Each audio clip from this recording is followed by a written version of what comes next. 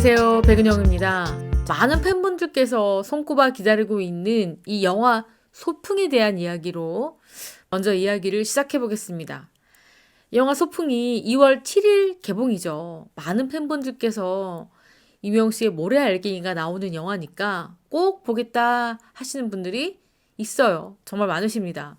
2월 7일 개봉하는 이 영화 소풍에 대해서 제가 좀 더 구체적인 자료를 좀 찾아보기 위해서 영화관 입장권 통합 전산만이 들어왔습니다. 2월 7일 개봉 상영작 중에 이렇게 소풍이 이름을 올렸습니다. 같은 날 개봉하는 영화가 굉장히 많아요. 한국 영화 검은 소년 나오고 데드맨도 나오고 조재중 씨 나오고 또 도그데이즈, 소풍, 아가일, 그리고 플랜 7호, 일본 영화, 헐리우드 영화, 한국 영화 많은 날 개봉하는 이렇게 개봉을 하는데 다 2월 7일 한 날에 개봉합니다. 그 가운데 소풍이 이렇게 딱하니 자리를 잡았고요. 자, 영화 소풍에 대한 좀 정보를 알려드릴게요. 런닝타임 영화는 총 113분 40초 방송을 합니다. 그러니까 2시간가량 이 영화 소풍이 방송이 되고요. 12세 관람가입니다. 내용을 좀 보시자면 60년 만에 찾아간 고향에서 16살 추억을 다시 만난다.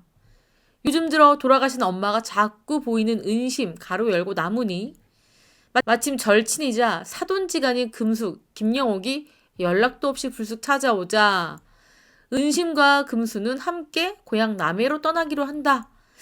그러니까 지금 이게 더 알려졌네요. 사돈지간이라고 합니다. 나문희 씨하고 김영옥 씨가.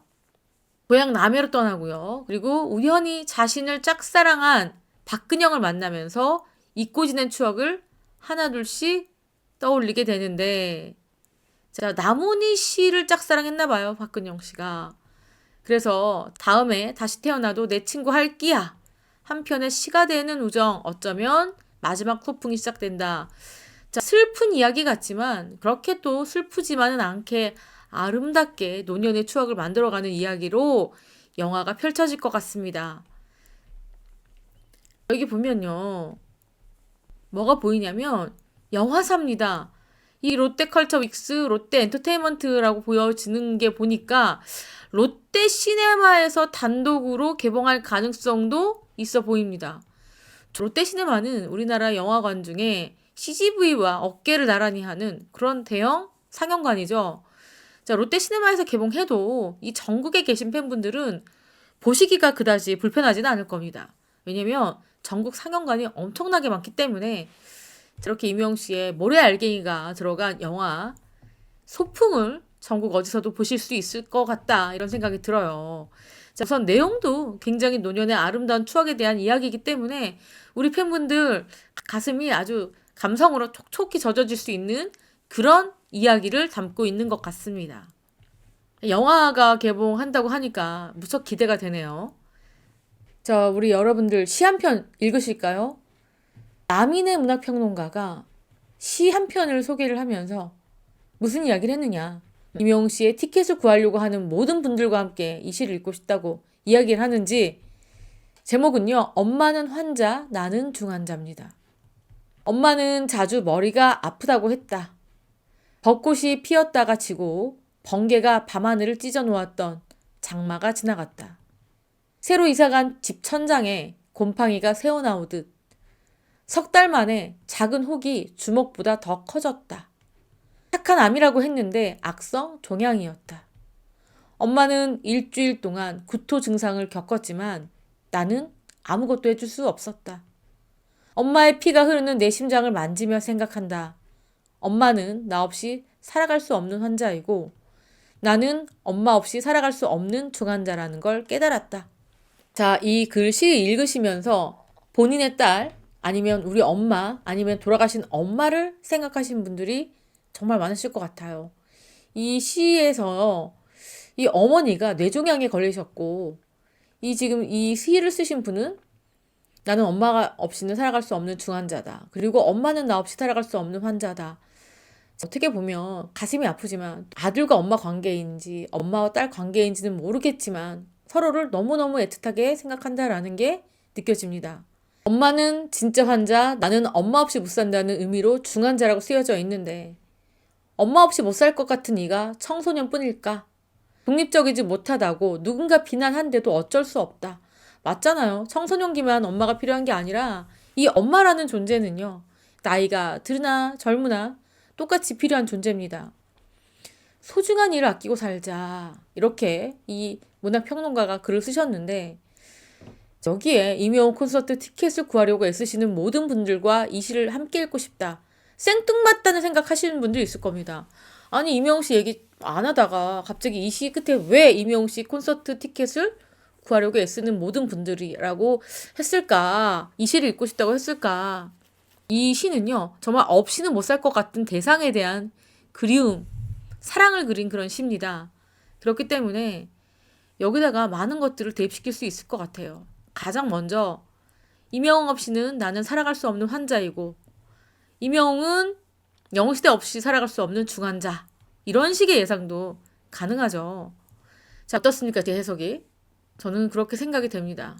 어쨌든 이렇게 내가 사랑하고 나를 사랑할 수 있는 대상, 소중히 아끼고 살자 이런 의미를 담고 있는데요. 우리 팬분들께 정말 소중한 사람이 누구인지 오늘은 그렇게 사랑하는 일을 좀 많이 생각하는 하루가 되었으면 어떨까 생각합니다. 2023 이명웅 히어로의 힘 넥스무비라는 영화 전문 잡지에서 이명웅 씨의 이야기를 썼습니다.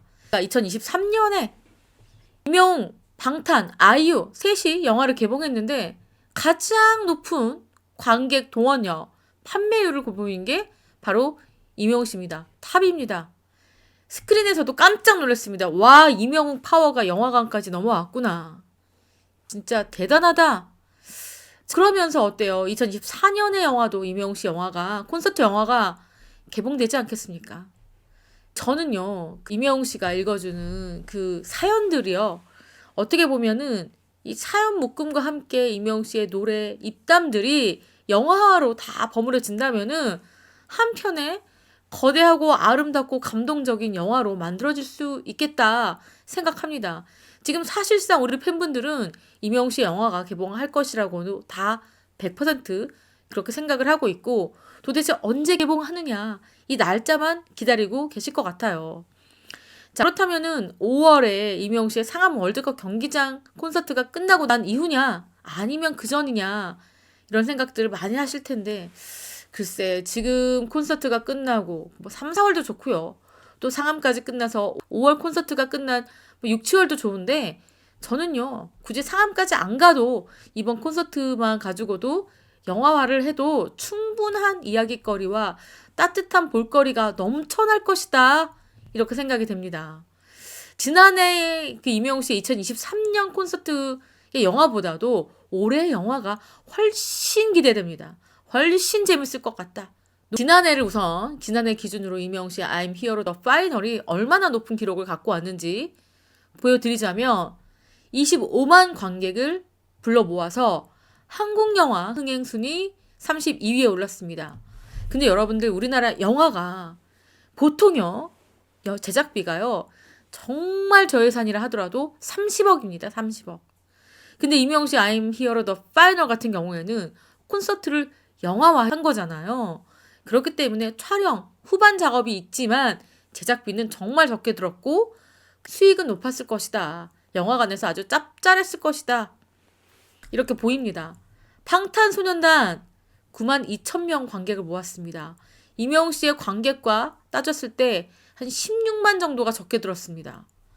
아이유는요 8만 7천 명 정도 모았습니다. 15만 정도 적게 들었죠. 그러면서 방탄은 48, 아이유는 49를 차지했습니다. 이명웅 씨가 무려 25만을 불러 모으면서 32위에 올랐습니다. 자, 매출 규모도 한번 보겠습니다. 매출 규모는 더 어마어마합니다. 이명웅 씨가 60억 5,900만 원, 방탄이 20억 3,500만 원, 아이유가 20억 5천만 원을 기록을 했네요. 이명웅 씨가 BTS와 아이유와 비교했을 때 3배 넘는 수익을 올렸다. 3배 넘는 매출을 올렸다. 수익도 그보다 더 할 겁니다. 결론은 뭡니까? 이명웅의 지닌 팬덤의 힘. 임영웅의 콘서트가 대중의 감성을 울리는 힘이 컸다. 이렇게 지금 보여지죠. 임영웅 씨의 영화가 올해가 더 기대가 되기 때문에 이 더 많은 관객 수, 더 많은 매출을 올릴 것으로 보입니다. 자, 그만큼 임영웅 씨가 지닌 팬덤의 힘, 임영웅 씨가 만들어내는 그 서사가 대단하다. 울림이 대단하다. 이렇게 봐도 될 것 같아요. 한겨레에서는 이런 이야기 했습니다. 한국판 그래미를 논의를 시작하자. 무슨 이야기를 하냐면요. 정말 아주 전곡을 정확하게 찔렀습니다. 우리나라 대중음악 관련 시상식 다 끝났습니다. 더 팩트 뮤직 어워즈, 엠넷 아시안 뮤직 어워즈, 멜론 뮤직 어워즈, 골든 디스크, 서클 차트 뮤직 어워즈 2달 동안 진행이 됐죠. 자, 이 과정에서 응원의 대세는 이 걸그룹 뉴진스, 아이브, 에스파, 르세라핌. 올해 부분에선 뉴진스의 디토가 휩쓸었다. 자, 음반 쪽은 강력한 팬덤 중심으로 세븐틴, NCT 드림, 스트레이트 키즈가 나눠 가졌다. 그리고 이명웅 씨도 한 자리 차지했다. 하지만 이런 시상식 참가상이라는 냉소적 소리가 나온다. 특히 상을요 엄청나게 남발하고요. 또 어떤 시상식에는 올해의 가수상 집계 부분을 달리해서 2개 부분으로 나눠서 누가 올해의 가수인지는 알 수가 없다. 자, 지금요 왜 이렇게 연말 시상식도 많고 상을 쪼개주느냐. 상을 주지 않으면 오지가 않는다. 그렇기 때문에 이 시상하는 사람들이 막 상을 남발하는 겁니다. 특히 올해는요 아이돌 쪽에 완전 집중됐습니다. 왜냐면 아이돌에게 상을 주면 표장사가 됩니다. 막말로 많은 상을 받기 때문에 안 올래야 안 올 수가 없죠. 가수 입장에서는. 그리고 언론사가 주최하는 이 언론 시상식 연예인들은요 안 가면요 어떤 보복이 나올까봐 너무너무 두려워합니다. 그래서 이 시상식이 정말 투명하고 공정하냐라는 의문을 갖고 있는 사람들이 굉장히 많습니다. 그리고 그 나물의 그 밥이라는 이야기가 있고요. 그렇기 때문에 이번 시상식 아이돌 중심, 티켓 장사 중심이 되었다. 우리 임영웅 씨는 이번에 물론 상을 많이 준 시상식도 있었지만 어떤 시상식은 그냥 팬들이 뽑아준 그런 시상만 임영웅 씨에게 안겨주고 시상에 제외된 경우도 있었습니다. 임영웅 씨가 음반 부분에서 얼마나 막강한 파워를 보여주고 있습니까? 이 팬덤이 보여주는 위력도 대단한데 이런 식으로 이 해외에서 열리는 이런 몇몇 시상식 같은 경우에는 이케 파워를 자랑하는 아이돌 중심의 시상 그런 분들만 초대해서 이렇게 시상식을 열었다는 점에서 저는 굉장히 씁쓸하게 바라봤습니다. 그렇기 때문에 뭐라고 얘기하냐. 스포츠 연예 관련 미디어가 주최하는 시상식이 수익 사업으로 변질됐다는 비판 나온 지 오래다. 맞아요, 여러분들. 이게요.